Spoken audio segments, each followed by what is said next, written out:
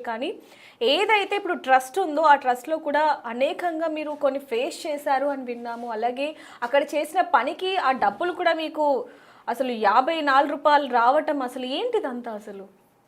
అంటే నాకు కాదు యాక్చువల్‌గా. సో, నేను ఎవరైతే ఒక అక్కని తీసుకొచ్చానో హ్మ్. గౌతమి తన పేరు. అవును. తనకి 10 సంవత్సరాల నుంచి ఉంది ఆ హోమ్‌లో. హ్మ్. 13 ఇయర్స్ అప్పుడో ఏమో ఎళ్ళిందనమాట. వాళ్ళ ఇంట్లో వాళ్ళ అన్నయ్య వల్ల ప్రాబ్లమ్ అయ్యి. హ్మ్. అయితే ఈ 10 ఇయర్స్ నుంచి చూసుకుంటే ఓకే. 1 ఇయర్ వరకు తను వర్క్ నేర్చుకుంది.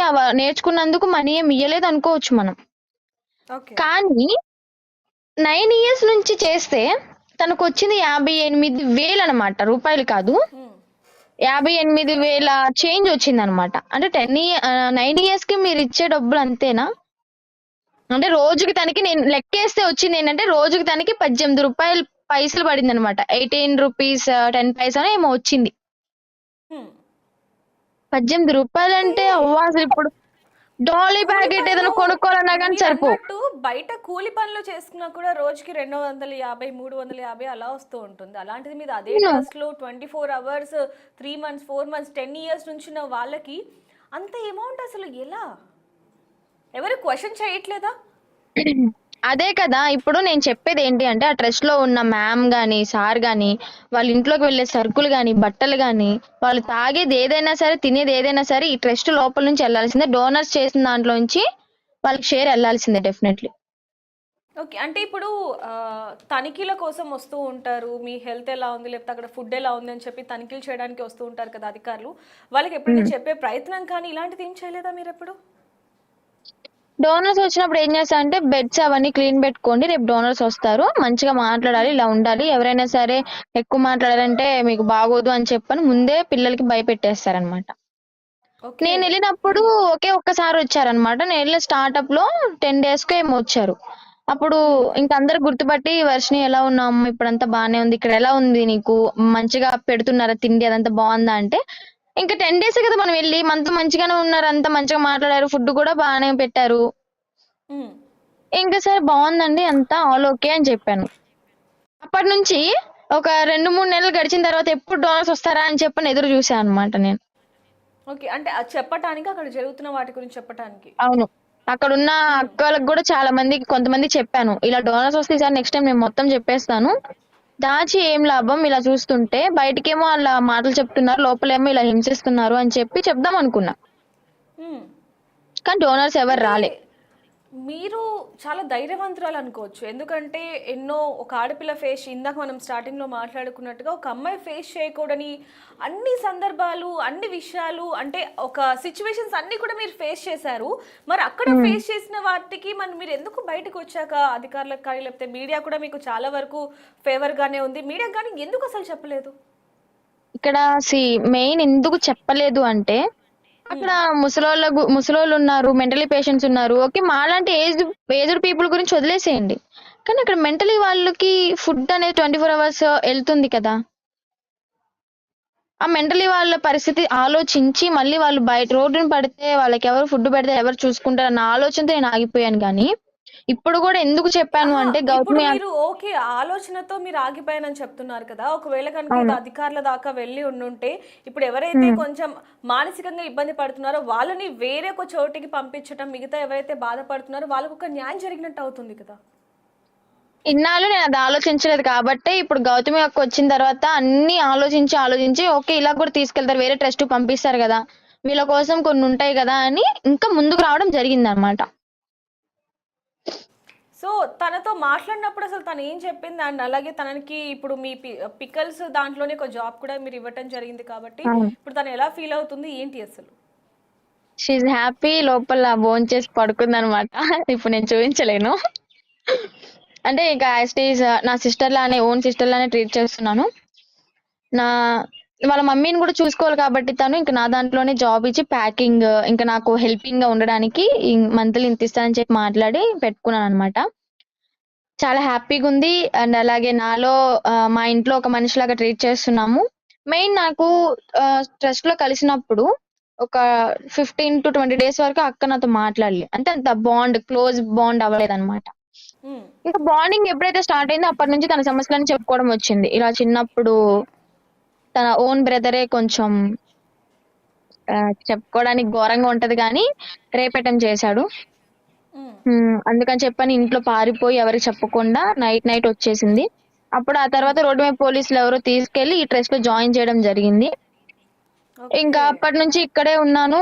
దాన్ని ఏంటంటే 2-3 సార్లు టాబ్లెట్లు వేసి కొట్టారు కూడా, ఎందుకు?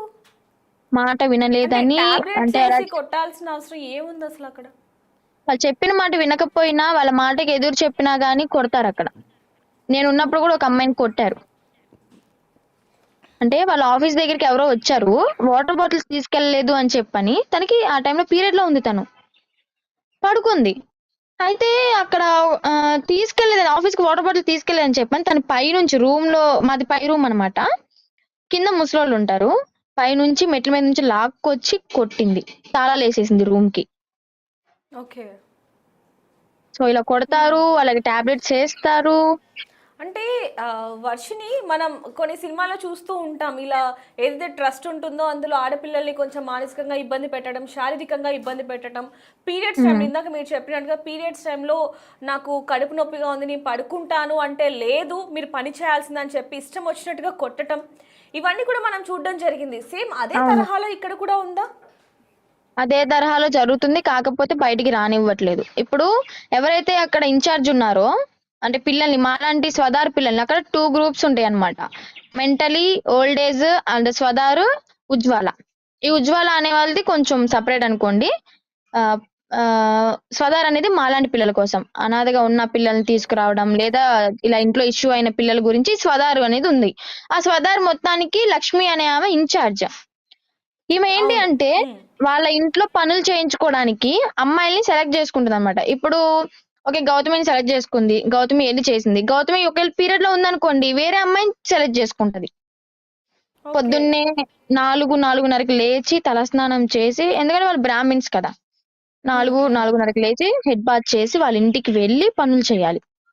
ఓకే. బట్టలు, ఇల్లు ఊడవడం, మాపు పెట్టడం, అంట్లు కడగడం, ఈవెన్ ఘోరాతి ఘోరంగా మనం చెప్పుకోవాల్సింది ఏంటి అంటే ఆడపిల్లలం, ఆమె కూడా ఒక ఆడదే, మరి ఆమెకి అలా ఎలా చేయాలనిపించింది నాకు అర్థం కాలేదు ఇప్పటికి.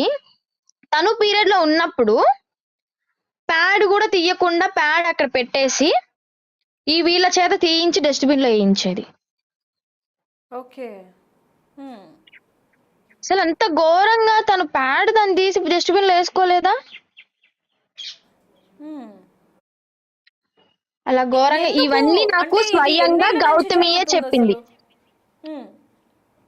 అక్కడ మంచి ఏదైనా జరుగుతుంది అంటే 3 పూటలు తిండి పెట్టడం. ఓకే. ఆ తిండి ఒకరు పెడతారు, మిషన్ ఉమ్. నేర్పిస్తారు, ఓకే, నేర్పించడం వరకు వాళ్ళ ఇష్టం, అంటే నేర్పించడం వరకు వాళ్ళ బాధ్యత. కానీ నేర్పించిన తర్వాత కుట్టాలి కుట్టాలి అని బలవంతం పెట్టడం, అది ఎంతవరకు సమంజసం అని నేను అంటున్నా. ఓకే. సో అక్కడ ఫోర్స్ ఆ, చేయకూడదు కదా.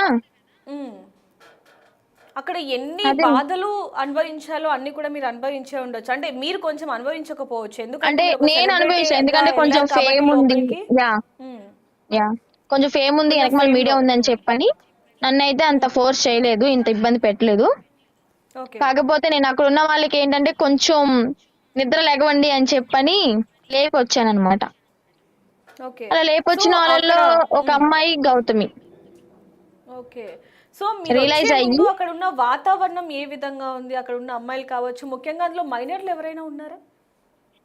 మైనర్లు ఉన్నారు, ఒకళ్ళిద్దరు ఉన్నట్టున్నారు మైనర్లు. ఉమ్.